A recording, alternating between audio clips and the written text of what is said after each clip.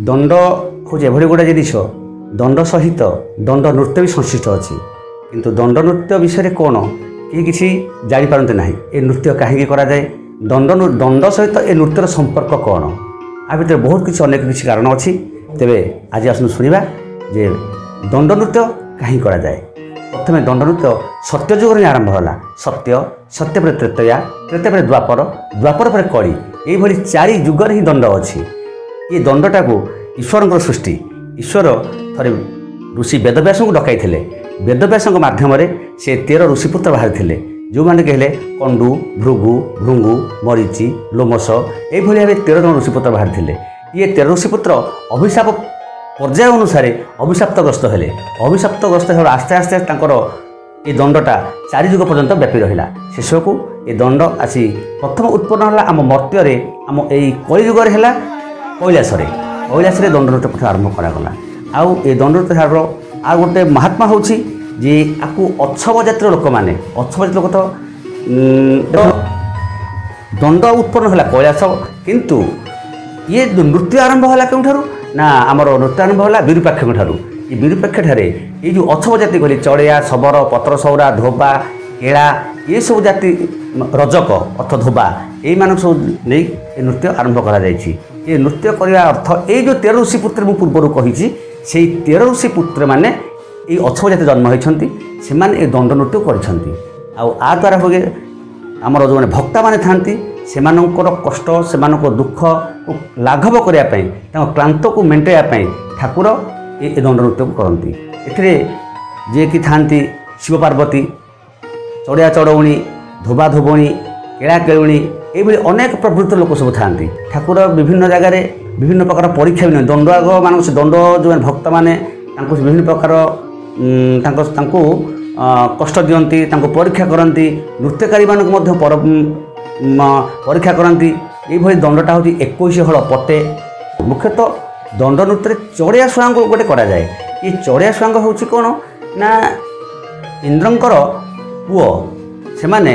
अभिशाप पाई से चढ़िया चढ़ौणी होते से मुक्ति पाइबापी तेणु से चढ़िया चढ़ौणी से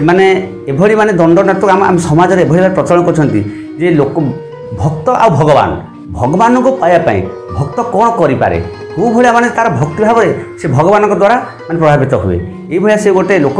माने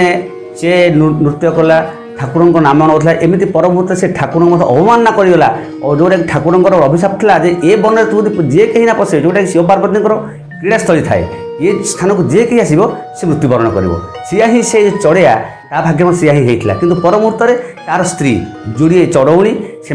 अच्छव जाति ठाकुर को आराधना करते पूजा भक्ति करते ईश्वर तांकर पूजा संतुष्ट हो पुणी हर पार्वती आसी पुणी जीवन्यास करते यहाँ हूँ तार गोटे महात्मा आ जोगी जोगाणी जो मैंने भावे से स्वयं हूँ ईश्वर पार्वती निजे ही जोगी जोगियाणी से समाज में माने नृत्य करती लोक मान आमोद प्रमोद करती से समाज में माने विभिन्न प्रकार आमर प्रत्येक संसार प्रत्येक घरे प्रत्येक कली कली तकराड़ बहुत जगह थाए लोक से यही शिक्षा दिखती जे परमुहूर्त स्वामी स्त्री भितर यदि कली तकराड़ लगे पुणी से केमी आपसिक समाधान हो जाए पुणी के मिलामिशा हो जाती। धोबा धोबणी से तेणु धोबा धोबणी ये सब से पत्र सोड़ा देखूँ ये सबूर कारण से गोटे समाज को से गोटे भल वार्ता दिखती जे समस्त भितर स्नेह थाऊ संपर्क थाऊ भल पाइबा थाऊ पर मुहूर्त से पुणी निजक आपणार करनी परिवार को एक करती और से ही हूँ मुख्य उद्देश्य मैंने स्वयं